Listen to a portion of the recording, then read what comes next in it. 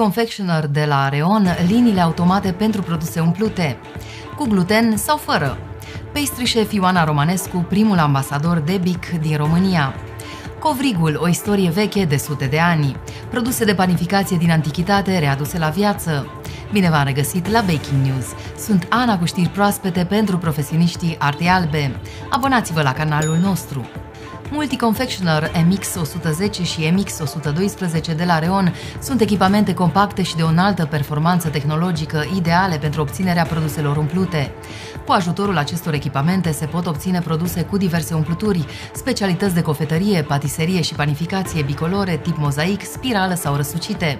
Având un design compact cu o lungime mai mică de 2 metri și realizate din materiale robuste, aceste echipamente pot produce cantități semnificative de produs pe oră, oferind posibilitatea ajustării parametrilor de producție, învelișul exterior și umplutura, păstrând în același timp raportul optim pentru un produs reușit.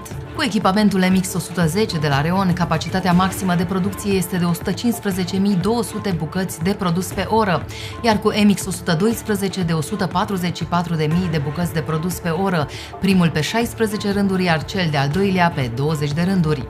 Multiconfectioner este echipat cu 2 pâlnii de alimentare pentru umplutură și pentru învelișul exterior din aluat.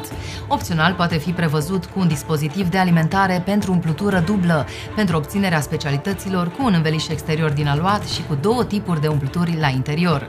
Gama completă a echipamentelor Areon o găsiți la compania Nuvapan din Brașov.